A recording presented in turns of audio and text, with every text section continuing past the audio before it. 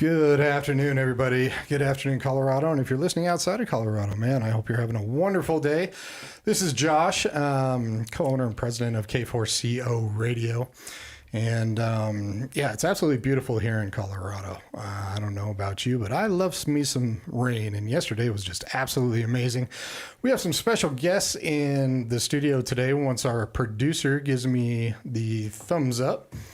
And we are good to go. So in the studio right now, we have members of a wonderful organization. It's called Above and Beyond Senior Living. And we are joined here with Corey Strock, who is an assisted living administrator and certified dementia trainer. How's it going, Corey? Good. How are you? Doing great. Good, Thank you for coming in. Yeah, thanks for having me. We also have Michelle Strock. Hi, Michelle. How are you? Well, how are you? Doing great. You are a nurse, assisted living administrator, and certified dementia trainer as well. Correct, yes. And we are joined with Diana Moorfield, who is the chair of Adams County Aging Network.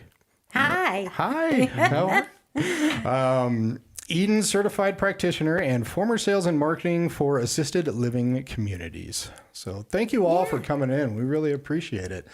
Likewise. Yeah, I remember, talking, we talked, Corey, over kind of what you guys did, and I found it just absolutely awesome, mainly because what you do is at no cost to the person that you're helping out, which is great. So give us a little bit of what you do with Above and Beyond. Yeah. So, essentially we help families and seniors find homes in various communities here in Colorado. So whether that be your assisted living, your independent, memory care, so on and so forth. As you mentioned, that is a no cost service to them. So we kind of find those communities, and those communities will actually pay for the service. So it's no cost to our families, no cost to our seniors.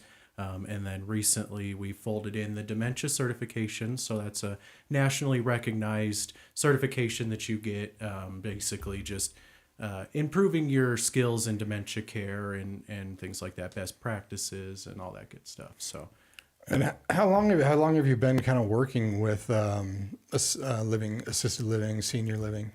Me, I'm going on a little over a decade now, and I know these guys also have made careers out of senior living. So we always say we have a combined 75 years experience, over 75 years. So tons of knowledge there when it comes to senior living. It's a lot of living. experience, exactly.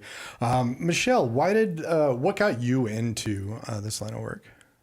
Into senior living specifically, or into placement? Let's start with senior living, actually. Senior living, I actually started, I'm going to age myself right here, but I actually started straight out of high school. So started at 18 years old, worked for the state of Colorado in a community back then was for adults with special needs, all became wards of the state.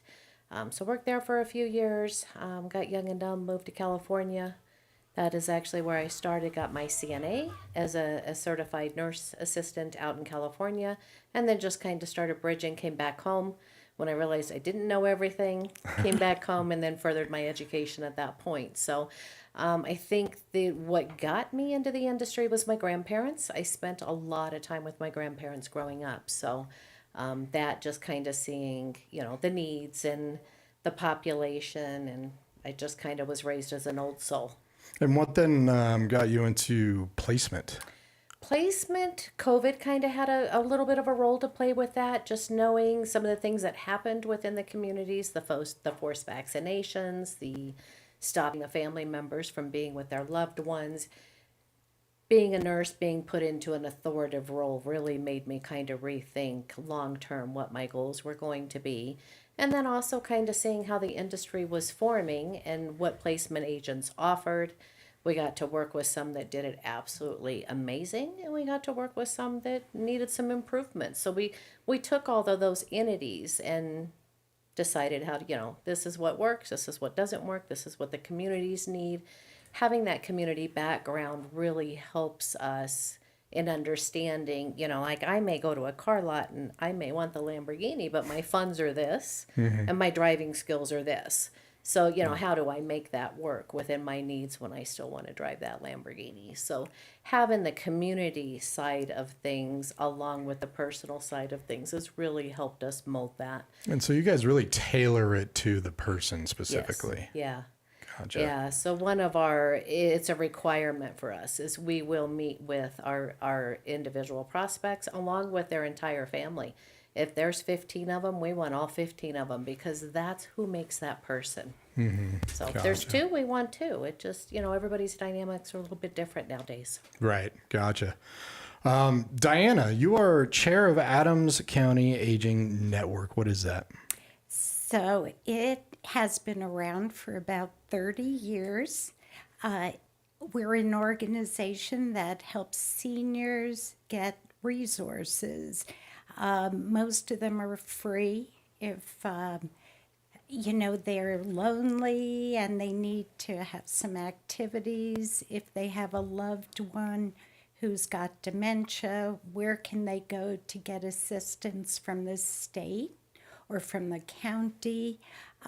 We also have a monthly meeting every first Wednesday of the month. We had one today, and we have a presentation from an organization that's a member. Anyone who's involved in senior services. So today, for instance, we had an organization come in that provides all kinds of care for caregivers and their loved ones who have been diagnosed with dementia, whether it's Alzheimer's or frontal lobe or Lewy body or what's that other one? I just can't think of the name now. It's Because you got dementia. No,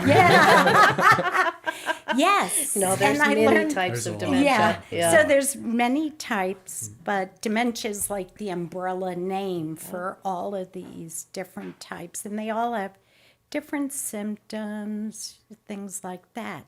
So she really did a fine job educating us on the services that they provide, even counseling. They have social workers, doctors, therapists, and it's for Colorado, not only Adams County. So all over Colorado. Yes. And this Monday, we are sponsoring our Senior Resource Fair. It's free for attendees. All the seniors, people can come. There'll be about over 50 exhibitors. Those are people who are involved in senior services. Above and Beyond Senior Living will be there. And it's just a great event for people to find out, all kinds of assistance and answer questions and just for all kinds of services related to seniors and families. And we do that twice a year. Twice a it'll year, be, okay. Yeah, so it'll be May 12th, Monday from 9 till 12.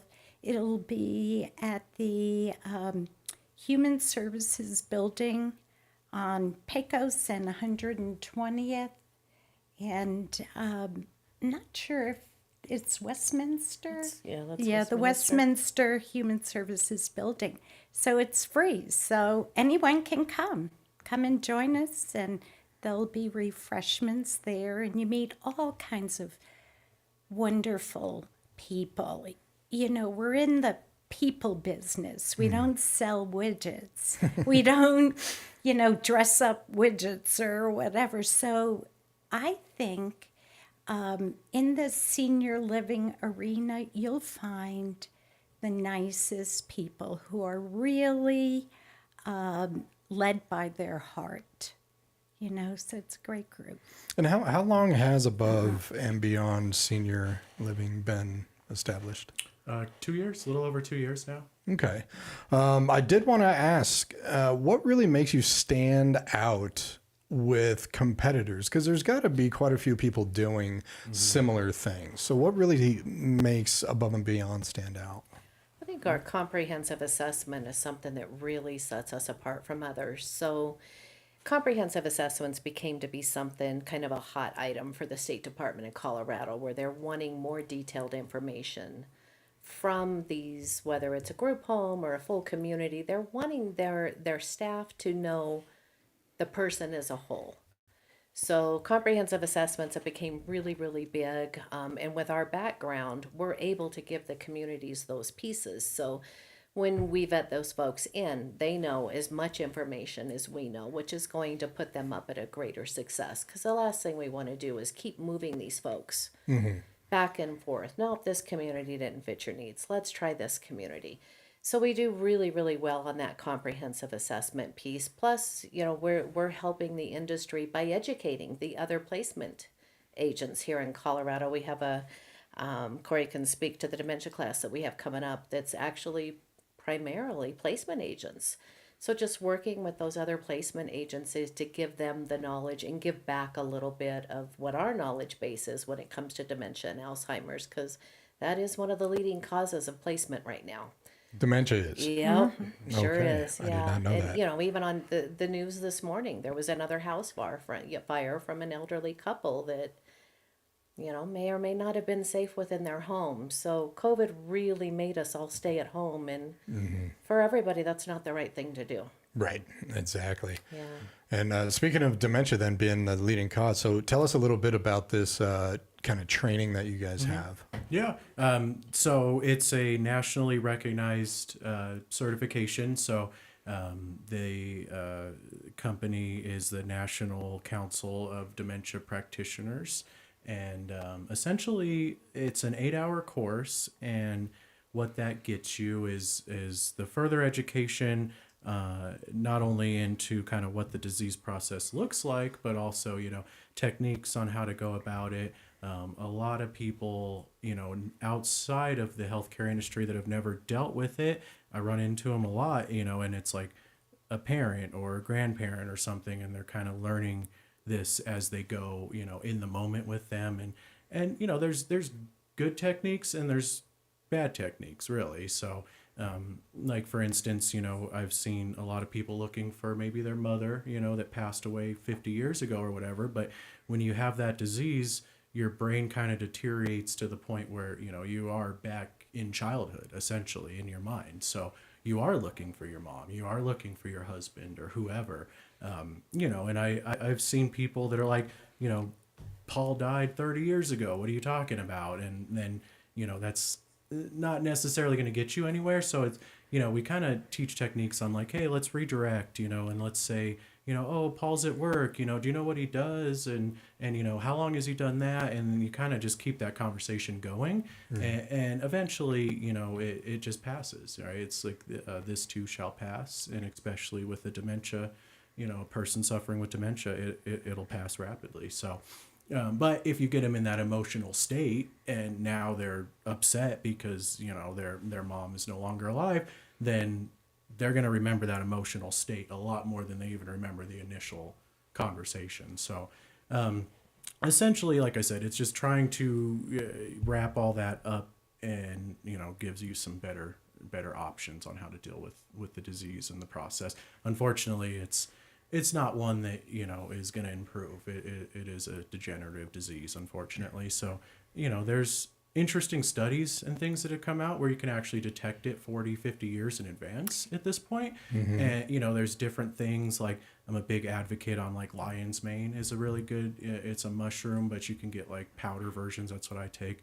And it really helps with just cognition and overall brain, composition and making sure you age your brain healthy. So unfortunately for us, there's a lot of contaminants in our food that kind of play against that, I've heard about that. A lot of sugars, I've heard a lot. Sugar, alcohol, alcohol probably being one of, if not the biggest, thing that they're finding. So sugars though, definitely, and heavy metals, that we don't even know is in our food and yet, we're consuming it. So, Right. And some other medications that the side effects are they could promote early onset dementia. I mean, studies are coming out every day, you know, about that. I absolutely love I'm a big game show person. I love Family Feud, but I love on the Game Show Network. It's all medicines, and it's all the whole list of side effects is just insane. If you're just tuning in, we're speaking with Corey Strock, Michelle Strock, and Diana Moorfield, and this is Above and Beyond Senior Living for Senior Placements. And if you are listening on the radio, do know that you can switch over to one of our social media platforms. And if you have any questions, feel free to put that in the comments section, and our producer will alert those to me. Want to get to, okay, so I go to you. I have an elderly person in my family that is starting to experience issues where I cannot do it myself. And so walk us through kind of how you identify these communities for your clients. Yeah, and it's individualized. You know, when we go out and we meet with these people, it's kind of like, you know, where do you want to live? You know, what's your area? What's your budget? That sort of thing. And, you know, what are you looking for? Some people, they want a swimming pool that they're probably never going to use. You know, some people just want good care. Some people want meals. It's you know, some people, a lot of people, when you get into that age range, they just want some companionship. They just want somebody to, you know, be there and know that, you know, they can get assistance if needed, even if they don't need it. So it's kind of, again, based on by the person and what they need and their location, how much they can afford per month, because, you know, these communities, they do charge their rent, and then plus you'll have your level of care. And so it's the benefit to using a service like ours would be, you know, if you don't know any of this information going into it, you can go into a community and say, oh, our rent's, you know, $2,000 a month. That's not bad. And then you all of a sudden are a level 4 care, and your rent's now $6,000 a month or whatever that looks like, just, you know, throwing numbers. But kind of just having that expertise and somebody who can advocate on your behalf.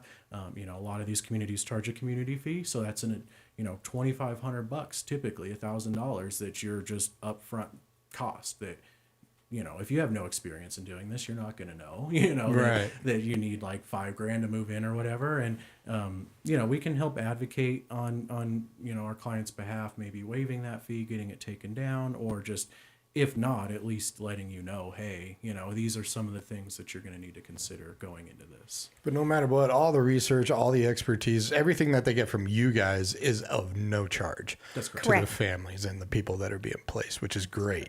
I think that's wonderful. Who came up with the name Above and Beyond? We all did. You all did. All right. Well, Diana, why did you come up with it? How did you come up with that name? Well, we knew what kind of added services and improvements we could offer to our clients. And we figured, you know, putting all of us together, we all complement each other. As you know, Michelle is a nurse, and Corey's been an administrator for both assisted living and a memory care secure facility. My background is I've worked in every single level of senior living, from rehabilitation center to long-term care skilled nursing to assisted living, memory care, and also starting with independent living. So, and I've been always on the admissions side. So I bring my expertise in that piece, and I have found that the first thing we usually do when we may start out with a phone conversation is really to educate the family or the client about options, you know, different care levels. And then that's why the assessment piece is so important when we go and visit with the family and the potential client, is that that assessment will really tell us, Are they assisted living? Are they memory care? Are they independent living but just need meals? You know, everyone's different. All of these communities supply different services. Yes. Okay. Yes. So we need to find out what the needs are for that particular client and what the long-term goals are. And so it really is based on personality.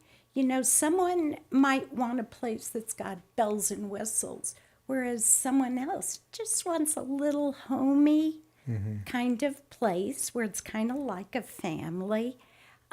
So we want to meet all of those needs so that whoever that individual moves into, hopefully they'll stay there and they won't have to move again because their care needs have become so acute. Sometimes you can't help that. If somebody has had a catastrophic occurrence in their health, then, you know, you might have to make that decision to move them because the place they're in won't be able to meet their needs there. Right. So that's an ongoing conversation that we have. So getting back to above and beyond, I feel like we really are the best. We're about quality. We don't care if it takes, 3 months, 6 months to find the right place for an individual. We do have others whose family has moved them into a community. They did it themselves, not realizing that that community was not a good fit for their loved ones. And then they call us and say, I need help. We made a big mistake. Please help us.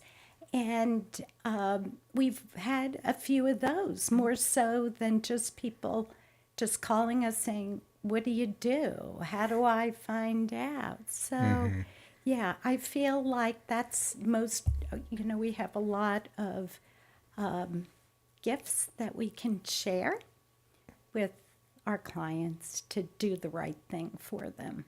Well, and that's why having a organization like you guys that know all the research, know where to look so that they are placed in the right spot. And I still love that it's completely free of charge for people to just call you up, talk to you about what's going on. And speaking of that, Michelle, what are like some of the key concerns people can look for when helping to decide if it's even time for senior living? Really depends on where they're at with their aging processes. So, we have some folks, independent living's really been a hot ticket item lately where they come and, their significant other passed away a year ago and they're noticing mom's just not thriving real like they would like to see her. She's isolating at home, not getting out. So those folks need that companionship. So getting a very well-versed program for activities and being with their peers, they open up a little bit, and then longevity happens with that too. And then, some of it is, if they're at a point, there's been folks that we've gone out to their homes and they're hiding behind hot water heaters. That's a safety concern. So we respond very quickly to those. Some of them we get out there and, one of the questions that we often ask is we're meeting and they're on the fence, and during that assessment process, we can see some very concerning needs that need to be addressed. And one of the things that we'll ask all this, and it's a very defining question, is in the event of a fire, what is your loved one going to do? Right. Are they going to call 911? Are they going to call you? Are they going to panic? Because if they're not going to call 911, they're Right. at risk. Well, There's your exactly. answer. Exactly. I remember when my father, I was in a movie theater, called me about 4 times and was like, all right, fine, go out. And he's like, I think I'm having a heart attack. I'm like, 911, Dad. Yeah. Like, Yeah. you have to call like the right people. What am I going to do right here? Yeah. So I just rushed over for that. But, I want to get back to a little bit of that, but what are I want to ask, just because you guys all got into this, and a lot of people get into this because they're passionate about what they do. They love what they do. What are I want to ask each of you kind of like a favorite memory that you have worked with in the past that really just said, yes, this is why I do what I do. And we can start with Corey. Yeah, there's a lot. I mean, I've encountered probably thousands of seniors at this point, and one that really sticks out early on for me was a gentleman who I took care of as a QMAP. So the QMAP just gives the medications essentially and provides any care. So this was early on when I kind of got into healthcare, and this guy, he always saved me like Rolling Stone magazines and things like that, different artists. Like Good man. I have a Led Zeppelin one that it's, I still have it. And, but the cool thing was, what I always think of with him was he was born in July. I was born in July, so we were both Cancers, and he was super into minerals and all that good stuff. And he gave me a ruby, like a little, cause that's our birthstone, a little tiny ruby, and I still have it too. So that was really special.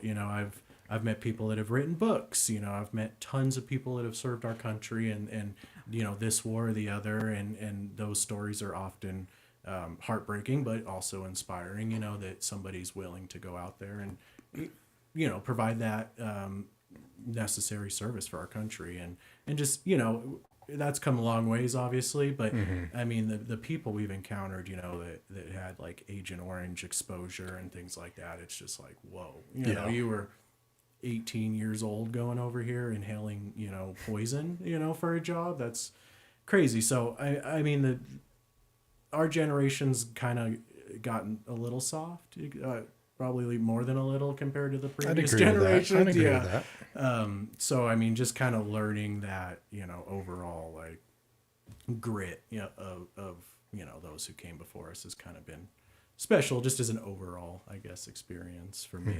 Yeah. Diana, do you have something that kind of sticks out? I do. And Michelle and Corey will probably remember this. I got a phone call from a couple, and they said, we need to move my mother out. She's in our living room in a bed, a hospital bed, and she's on hospice. But we've got to get her out of our house. So I said, oh, okay. So went over to their home for a home visit and assessed the whole environment. And these were people who are living in a well-to-do neighborhood. The house was huge, and here was this woman on the first floor of the house. They had tons of bedrooms upstairs, right in the middle of their dining room. So that's where they kept her. She was crawled up in a fetal position, and I came back, and at that time, Michelle was our executive director at the community I was working in, and I said, Michelle, she's on hospice. She doesn't talk. She's in a fetal position. But, we've got to get her out of that house. We've got to move her. Can we move her here? We'll have hospice come in also and just see what we can do with her. So, yes, we moved her in, and with that change of environment, she got off of hospice. She started to flower. We, just with good, nutritious meals, encouraging her little by little at her pace to nurture her, to get her to thrive. And I'm not kidding you, within 6 months easily, she was out and about in her wheelchair. She had a custom-made little pink wheelchair. No, pink, seriously. And she flourished. She just started getting involved in all the activities, happy face, the whole bit. She would check on us in our offices and make sure we were going home. We weren't going to work, till late at night. And she lived with us for a couple of years. And dementia set in, and she did pass away. But that was a success story, and it brought us such joy to have someone come in that was broken, so to speak. Yeah. And then here she thrived. She started to thrive, and she enjoyed living in our community, socializing, attending activities, and flourishing. So that And she had a great time then too, being able to do that. And it's funny how you mention activity. I was in the financial world for many, many years. And so I saw people retire, and I knew the ones that kept active and the ones that didn't. Yeah. And the ones that didn't just, it was like downhill. So activity is huge for it. And that's something that you guys really look into with these communities. Well, it's like yes. physical and mental activity. Yes. It's you got to have that balance of both. And especially when you have cognitive decline. I mean, and if you're in a wheelchair and things like that, you're not getting up and like doing the Rockettes and like kicking and things like that. But I mean, you can sit in a chair and you can throw a beach ball back and forth or whatever. Right. I've seen this one was really.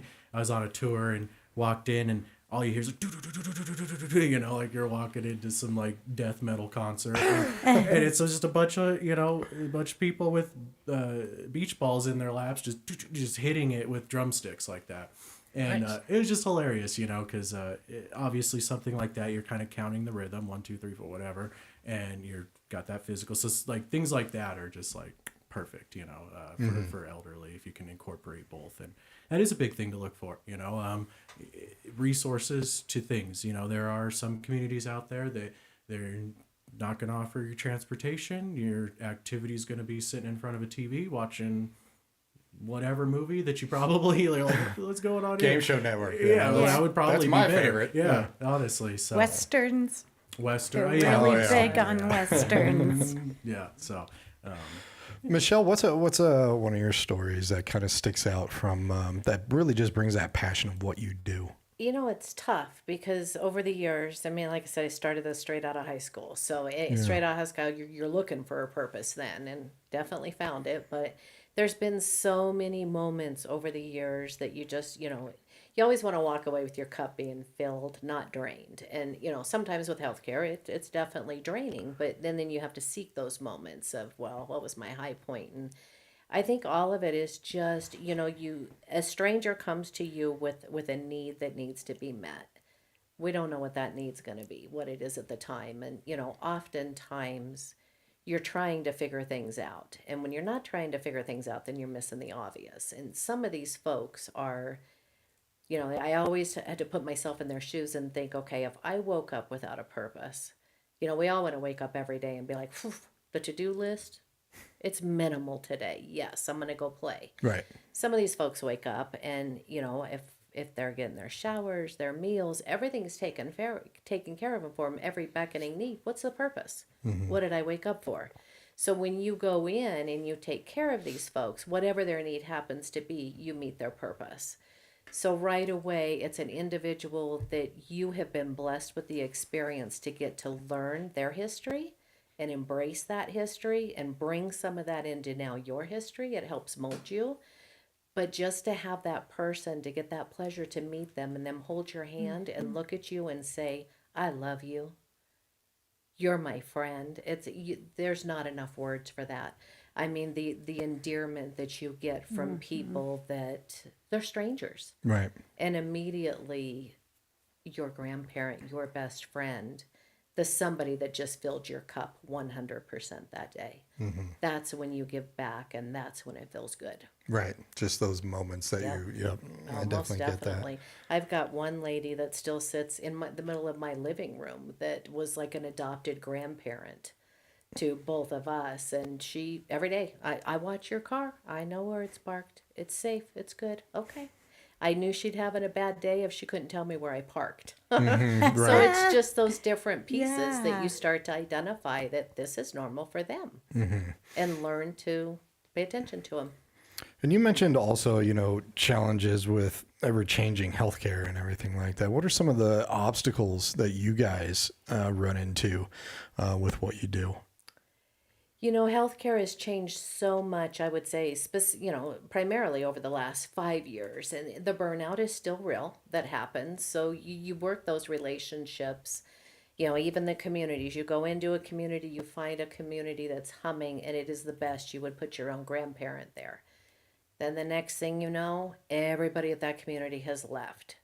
So then immediately, So a lot of turnaround. tons and tons of turnover in the industry, and I would say that that's the hardest, and the number one that seniors complain about, because those become their friends. Right. So immediately they wake up and all their friends are gone. The people that they trust are gone.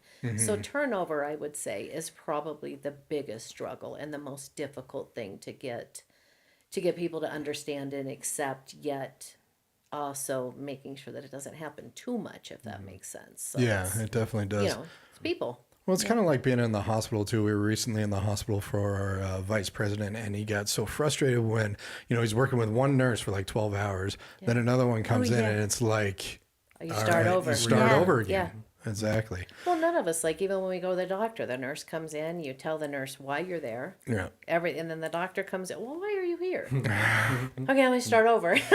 Yeah. Exactly. Yeah, I think too, just talking about doctors and things like that, specifically what is I've found difficult oftentimes when moving somebody in is getting doctor's orders, and getting them correct, because, it blew my mind as an administrator that doctors, there's not some like universal method that they can all just follow for this, because these communities, they need to know what kind of medications you're on. They're administering them. Essentially, when your doctor signs off on that, that's giving that community permission to give you those medications.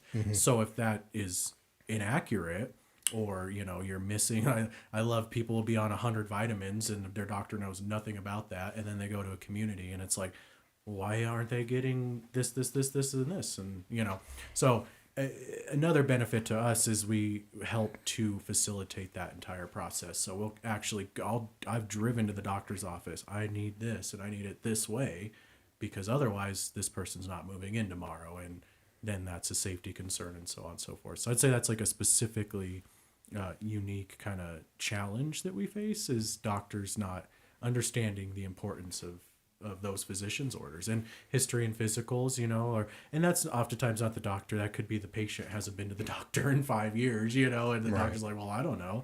But, yeah, I mean, that's, again, a part of that comprehensive piece is not only assessing like what your needs are, but it's facilitating getting those needs met. It's not just like, oh, we've identified and, that's that. It's like, okay, we've identified and here's actionable, items that we can take to move this forward. And even on top of all the medical needs, the personality wise, what type of place would you guys like? So you can definitely cover all the medical needs, but if they're not stimulated in their personal life then it's definitely not going to help that well. Yeah.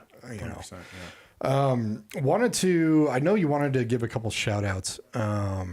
Spaceman Guitars, right? Right when I read that, I'm like, well, yeah, radio station. It's kind of why I figured them. They're kind of perfect for this. So it's actually my wife, fiance, she's still my fiance, but my wife.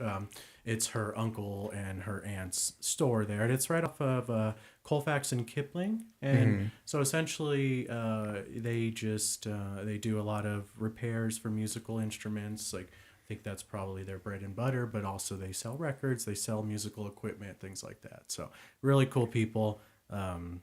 Definitely worth checking out. I mean, better than going to like big box store, support local when you can. So Exactly. Yeah. And you were recently on a podcast, I believe, Health or High Water. That's correct. I like the name of that, Yeah, actually. right. Isn't it? It's such a good name, and they're funny. They told me, they're like, there was already a podcast named that, and they're like, when they started this, they're like, we're just gonna outperform them and just kind of push them down. So definitely a cool name, and those guys, Brett and Trip over there, they actually own a gym. It's like Physical Therapy Ascend Peak Performance, I believe is the full name. And so the podcast is just one facet of that. But yeah, I mean, they have all kinds of people on, and they're just a good group of guys, so kind of like a good introduction into this whole radio digital realm for us. So Well, and what you guys do in the community is just great. I mean, you guys should be on almost every podcast out there in my mind. Just especially, you see these homes popping up all over the place. And Michelle and Diana, I mean, when you guys say you do Colorado, I mean, this is the entire state of Colorado that you guys will help find out good placements for people? Yeah, Colorado Springs all the way up to Fort Collins. Wow. And there's lots of communities, lots of choices. Each community has their own culture, their own design, and, so it's really good to have all those options because we as individuals are unique and we have, our desires too, besides our needs.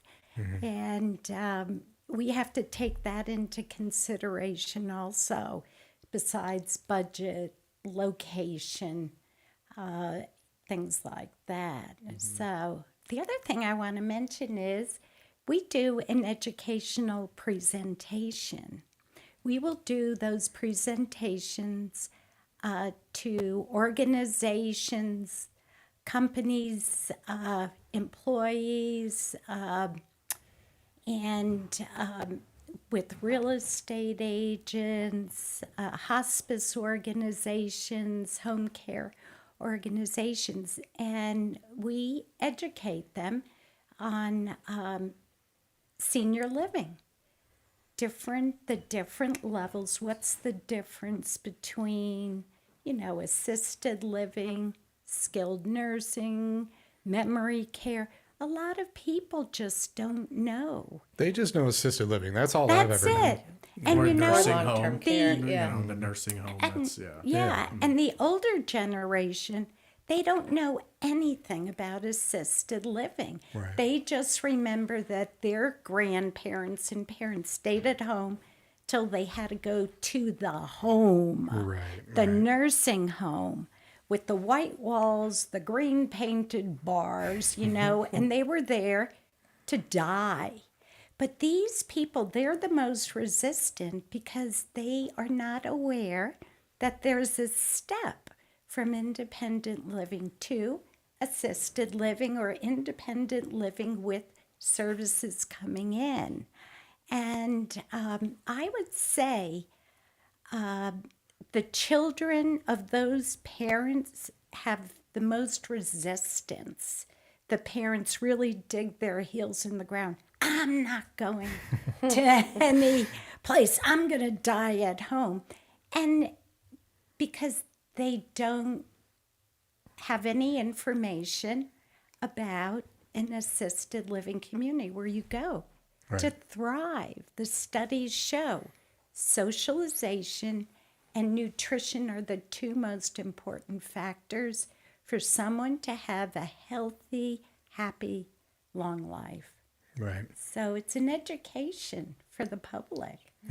Oh, definitely. No, I wanted to get into the education piece a little bit too, because, you guys, you get back to the communities. You mentioned the dementia 101 class and support group. Getting into a little bit of these educational programs that you just mentioned, where you do help the people, and then I have another question: where, what advice would you give to the kid of somebody whose parent might be getting into that age of eventually?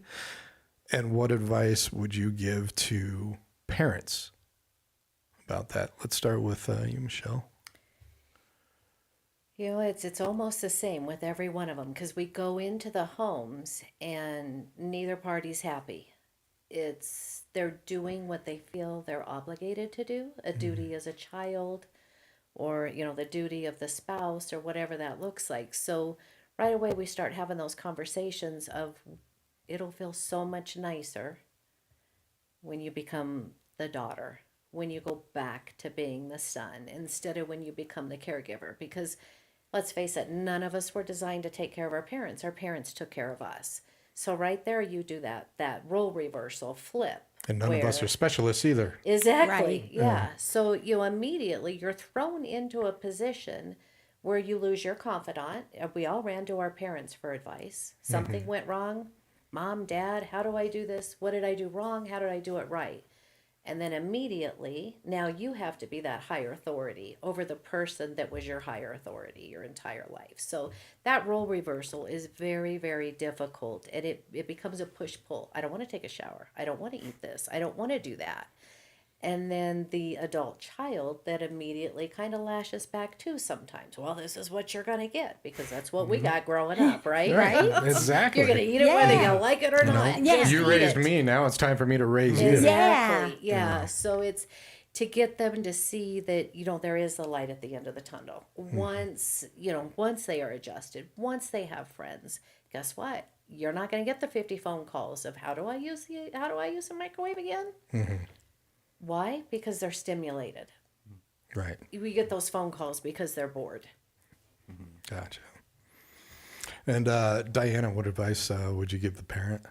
Yeah, so that they can have a good relationship with their children and grandchildren, their loved ones. Leave the dirty work to us. Just enjoy your loved ones. These are memories in the making. You don't want to be constantly going through this push-pull situation, as Michelle mentioned, with your son or daughter or your grandchild or whatever. And then once again, getting back to that educational piece, Right. that they're not going, that the train isn't at the last stop. You've got a few more stops to go before you get to the end of the line. conductor. Yeah. Whatever your destination is. Exactly.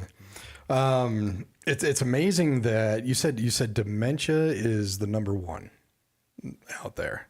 I was watching a documentary a little while ago about music and dementia. It really fascinated me because there were older people that didn't know the names of their family, didn't know the names of even their spouse or anything like that. Yeah.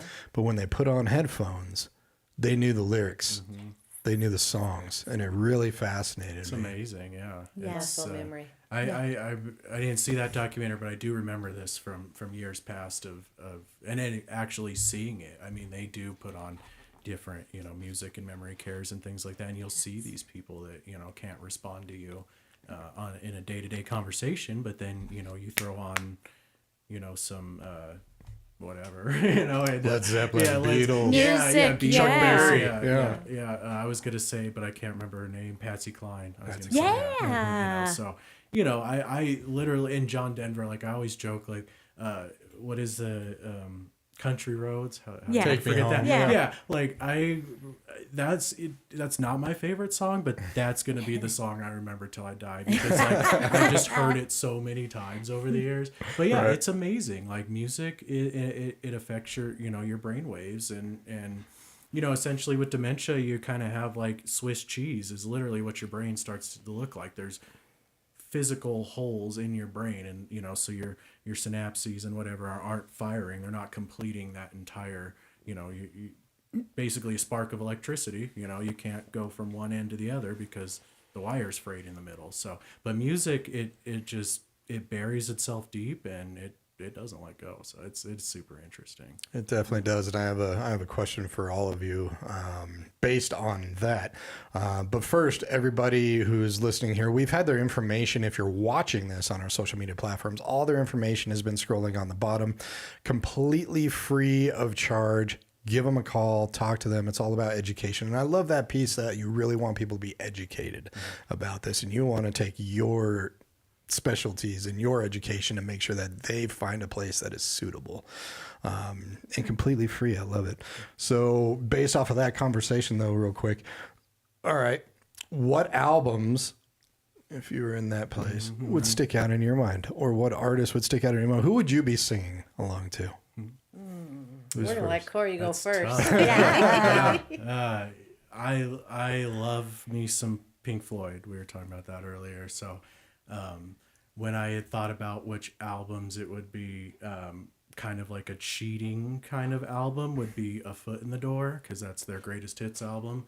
And I mean, it starts with Hey You. So it's like from the second you turn that album on, you're kind of just boom, you're sucked in. Love me some Floyd. I'd have to say Miseducation of Lauryn Hill is a huge album for me. I've always loved that album.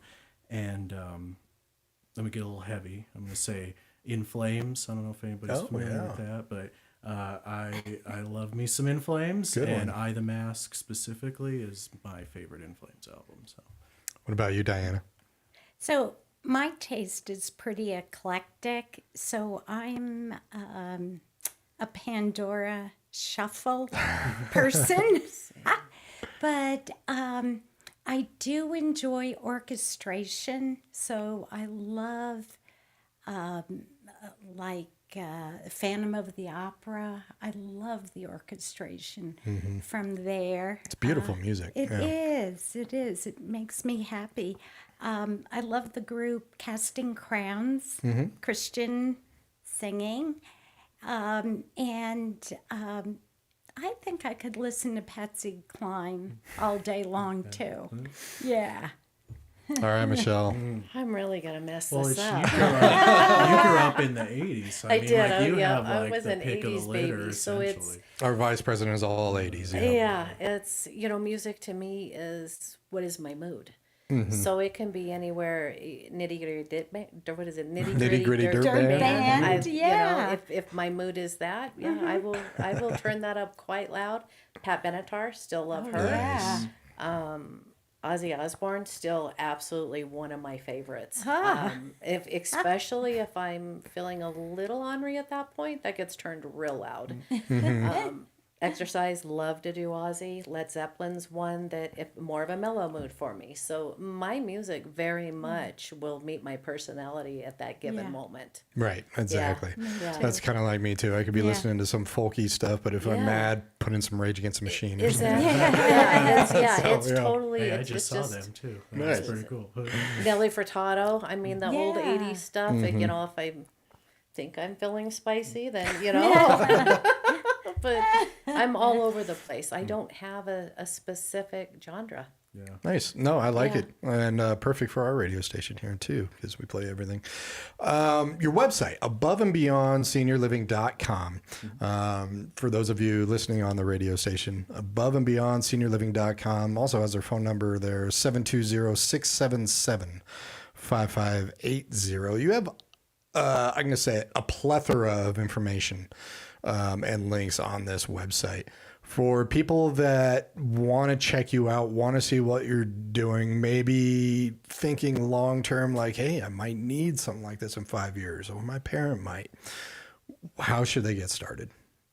Give us a call. Yeah. Yeah. Cool. We try to Contact do a lot of social media stuff, Facebook and Instagram a little bit here and there, LinkedIn, things like that. I'd say our big one is Facebook that we post on pretty often, but we do try to make the website pretty user friendly, and obviously we're going to optimize that a little bit further, but just give us a call, shoot us an email. Our number rings to all of our phones, and then we're just the type where you'll probably just get our cell phone number after that, and then you can just go, directly communicate with us, texts, whatever, whatever's more convenient for you. So admin at aboveandbeyondseniorliving.com. That's a good email that reaches all of us. Obviously our website, aboveandbeyondseniorliving.com, and phone number is also good. Yeah. Perfect. And that is the best phone number, the 720-677-5580. Yes. Right there. Absolutely awesome. Thank you guys for coming on. And we only have a couple minutes left, but I did want each of you to just kind of,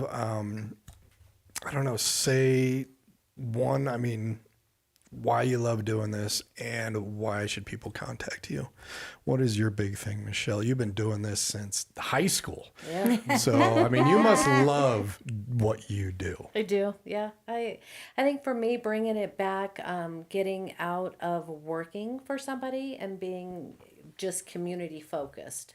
I was able to get out, and now I get to promote all of. I mean, there's over 700 communities in this state alone. That's just for, Wow. That's just for assisted living. So for me, I had a little bit of a knowledge deficit working for somebody for so many years. So to get out and see how much we have changed, how many more things we're starting to offer, I very much have enjoyed, that new aspect. But the biggest thing is just educating people. I love teaching and getting people to understand that most times the disagreement is a knowledge deficit. That's all it is. Right. And then supporting somebody where they're at and getting to see that end result when finally that smile is there and they light up and they're like, oh, this is home. It's really neat to watch those connections unfold. Oh, I bet. Yeah. I bet. Yeah. Diana? I'm a newcomer to the senior living industry compared to both of them. This is my third and my last career. And if you had told me 30 years ago you saw in a crystal bowl that I was going to be working with seniors, back then I was an accountant for an oil and gas company, I would Wow. have said, "You're crazy." I don't have anything to do with old people. I can't relate to them, whatever. Well, lo and behold, my parents started aging and they moved out of the house they lived in for 60 years. And I had no say in where they went. So I was at a state. And my siblings decided with them they were going to move into this continuum care community, which is, they've got every level of care there. And maybe I'd go visit mom and dad 4 or 5 times a year. And that's when I was exposed to other elderly people. And I felt bad for them because I saw a lot of things that I thought the community could do a better job at.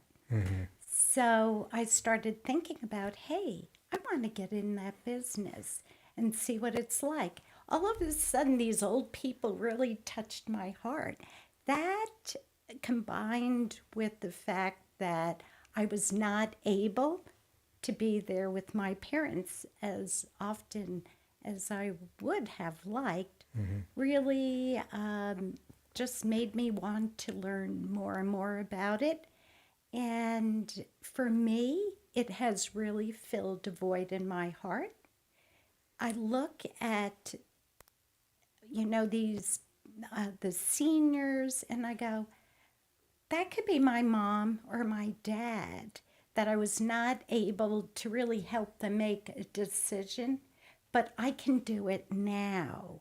So I'm kind of making up for that lost emotional connection Right. that I didn't have with them, but I can have it with the parents of people our ages. Yeah.